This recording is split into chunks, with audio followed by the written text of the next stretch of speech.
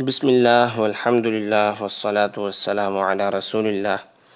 تاریخ امت مسلمہ، مصنف مولانا محمد اسماعیل ریحان، استاذ تاریخ اسلام، جامعۃ الرشید۔ قسط نمبر 32، غزوہ تبوک سے واپسی اور مسجد ضرار کا انہدام۔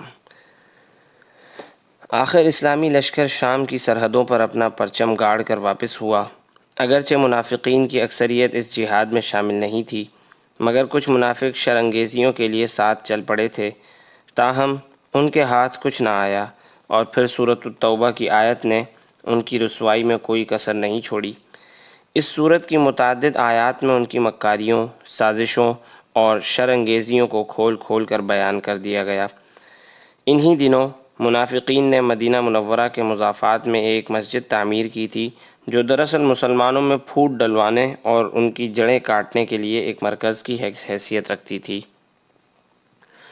منافقین نے اس مرکز کو سرکاری حیثیت دینے کے لیے حضور صلی اللہ علیہ وسلم سے درخواست کی کہ آپ یہاں تشریف لا کر نماز ادا فرمائیں۔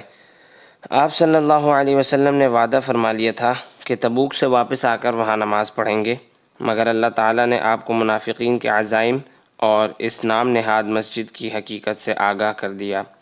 وحی نازل ہوئی، والذین اتخذوا مسجدا ضرارا وكفرا وتفریقا بین المؤمنین وإرصادا لمن حارب اللہ ورسوله من قبل وَلَيَحْلِفُنَّ إِنْ أَرَدْنَا إِلَّا الْحُسْنَى وَاللَّهُ يَشْهَدُ إِنَّهُمْ لَكَاذِبُونَ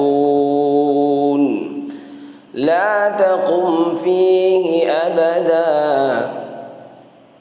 اور کچھ لوگ ایسے ہیں جنہوں نے ایک مسجد اس کام کے لیے بنائی ہے کہ مسلمانوں کو نقصان پہنچائیں، کافرانہ باتیں کریں، مسلمانوں میں پھوٹ ڈالیں اور اس شخص کو ایک اڈہ فراہم کریں جس کے اللہ اور اس کے رسول سے جنگ ہے، اور یہ قسمیں ضرور کھا لیں گے کہ بھلائی کے سوا ہماری کوئی اور نیت نہیں، لیکن اللہ اس بات کی گواہی دیتا ہے کہ وہ قطعی جھوٹے ہیں۔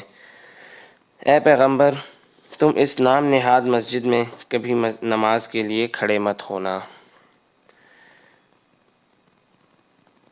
یوں اللہ تعالیٰ نے اس مسجد کو مسجد ضرار قرار دے کر اس کی حقیقت کھول دی۔ چنانچہ حضور صلی اللہ علیہ وسلم نے تبوک سے واپسی پر صحابہ کو بھیج کر اس نام نہاد مسجد کو نذر آتش کروا دیا۔ مدینہ تشریف آوری۔ ام کلثوم رضی اللہ عنہا بنت رسول اللہ صلی اللہ علیہ وسلم کی وفات۔ ماہ رمضان میں حضور صلی اللہ علیہ وسلم تبوک سے مدینہ منورہ واپس تشریف لائے۔ ادھر آپ کی صاحبزادی ام کلثوم رضی اللہ عنہا کا انتقال ہو گیا۔ اسماء بنت عمیس، ام عطیہ اور حضور صلی اللہ علیہ وسلم کی پھپھی صفیہ رضی اللہ عنہن نے مل کر غسل دیا۔ قبر کی کھدائی کے وقت نبی اکرم صلی اللہ علیہ وسلم نم آنکھوں کے ساتھ کنارے پر تشریف فرما تھے۔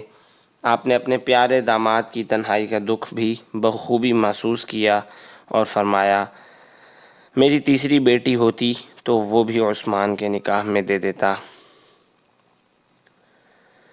چند مخلص صحابہ کی آزمائش۔ حضرت ابو لبابہ رضی اللہ عنہ کی توبہ۔ غزوہ تبوک سے پیچھے رہ جانے والے منافقوں نے حضور صلی اللہ علیہ وسلم کے سامنے غیر حاضری کے جھوٹے بہانے پیش کر کے اپنی عزت بچانے کی کوشش کی۔ البتہ ان حضرات نے جو کسی معقول عذر کے بغیر شرکت سے رہ گئے تھے، غلط بیانی نہ کی اور اپنی غلطی کا اعتراف کر لیا۔ یہ 10 افراد تھے۔ ان میں سے 7 نے خود کو مسجد نبوی کے ان ستونوں سے باندھ لیا جہاں سے نبی اکرم صلی اللہ علیہ وسلم گزر کر محراب میں تشریف لاتے تھے۔ ان میں ابو لبابہ بن عبد المنذر انصاری رضی اللہ عنہ بھی شامل تھے۔ انہوں نے خود کو ستونوں سے باندھا اور قسم کھائی کہ اس وقت تک بندھے رہیں گے جب تک اللہ کی طرف سے توبہ قبول نہیں ہو جاتی۔ 7ویں دن ابو لبابہ رضی اللہ عنہ بے ہوش ہو گئے۔ ادھر اللہ کی طرف سے مغفرت کی بشارت آ گئی۔ جب ابو لبابہ رضی اللہ عنہ کو یہ خوشخبری دی گئی تو وہ کہنے لگے، اس وقت تک خود کو نہیں کھولوں گا جب تک رسول اللہ صلی اللہ علیہ وسلم نہ کھول دیں۔ آخر رسول اللہ صلی اللہ علیہ وسلم نے اپنے دست مبارک سے انہیں کھولا۔ ابو لبابہ رضی اللہ عنہ نے اس گناہ کے کفارے کے لیے اپنا سارا مال صدقہ کرنے کا عزم کیا۔ ان کی باقی 6 ساتھیوں نے بھی یہی ارادہ ظاہر کیا، تاہم رسول اللہ صلی اللہ علیہ وسلم نے فرمایا 1/3 کافی ہے۔ کعب بن مالک رضی اللہ عنہ اور ان کے ساتھیوں کی توبہ۔ غزوہ تبوک سے رہ جانے والے باقی 3 افراد کعب بن مالک، مرارہ بن الربیع اور ہلال بن امیہ رضی اللہ عنہم تھے، جن کی آزمائش بہت طویل ہوئی۔ حضور صلی اللہ علیہ وسلم نے اللہ کے حکم کے تحت مسلمانوں کو ان سے سلام و کلام کرنے سے روک دیا۔ ان کے معاشرتی مقاطعے کا سلسلہ 50 دن تک جاری رہا۔ ان تینوں حضرات میں سے مرارہ بن ربیع اور ہلال بن امیہ تو رنج و غم اور گریہ و زاری کے سبب گھروں میں بند ہو کر رہ گئے، جبکہ کعب رضی اللہ عنہ جو نہایت مضبوط دل گردے کے آدمی تھے، مسجد نبوی اور بازاروں میں آتے جاتے رہتے تھے، تاہم کوئی مسلمان ان سے سلام و کلام نہیں کرتا تھا۔ انہی دنوں بنو غسان کے نصرانی گورنر نے ایک نبطی تاجر کے ذریعے انہیں یہ مکتوب بھیجا: مجھے معلوم ہوا ہے کہ تمہارے آقا نے تمہارے ساتھ برا سلوک کیا ہے، اللہ تمہیں ذلت کی جگہ نہ رکھے، تم ہمارے پاس آ جاؤ، ہم تمہارا اعزاز و اکرام کریں گے۔ کعب بن مالک رضی اللہ عنہ نے غیرت ایمانی کا مظاہرہ کرتے ہوئے اس مراسلے کو یہ کہہ کر تنور میں جھونک دیا: یہ بھی ایک آزمائش ہے۔ یہ تینوں حضرات مسلسل توبہ و استغفار میں مشغول رہے۔ ان کی حالت پر صحابہ بھی غمزدہ تھے اور خود حضور صلی اللہ علیہ وسلم کو بھی اس کا بے حد رنج تھا۔ آخر 50 دن مکمل ہونے پر نماز فجر کے بعد وحی نازل ہوئی: وعلى الثلاثة الذين خلفوا حتى إذا ضاقت عليهم الأرض بما رحبت وضاقت عليهم أنفسهم وظنوا أن لا ملجأ من الله إلا تاب عليهم ليتوبوا إن الله هو التواب الرحيم۔ اور ان 3 پر بھی اللہ نے رحمت کی نظر فرمائی ہے جن کا فیصلہ ملتوی کر دیا گیا تھا، یہاں تک کہ جب ان پر یہ زمین اپنی ساری وسعتوں کے باوجود تنگ ہو گئی، ان کی زندگیاں ان پر 2 بھر ہو گئیں اور انہوں نے سمجھ لیا کہ اللہ کی پکڑ سے خود اسی کی پناہ میں آئے بغیر کہیں اور پناہ نہیں مل سکتی، تو پھر اللہ نے ان پر رحم فرمایا تاکہ وہ رجوع کیا کریں۔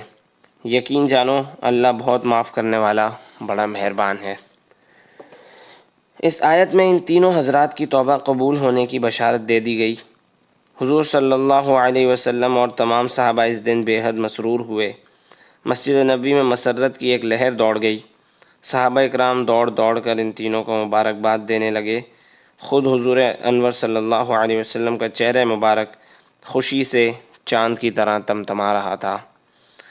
حضرت کعب بن مالک رضی اللہ عنہ رسول اللہ صلی اللہ علیہ وسلم کے قدموں میں بیٹھ گئے اور عرض کیا: یا رسول اللہ، توبہ کی قبولیت آپ کی طرف سے ہے یا اللہ کی طرف سے؟ حضور صلی اللہ علیہ وسلم نے فرمایا: اللہ کی طرف سے۔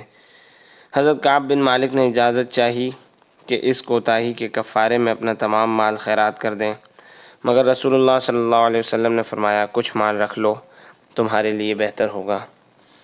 حضرت کعب رضی اللہ عنہ نے عرض کیا: مجھے اللہ نے سچ بولنے ہی کی وجہ سے نجات دی ہے، میں اپنی توبہ کی قبولیت کے شکرانے میں عہد کرتا ہوں کہ کبھی جھوٹ نہیں بولوں گا۔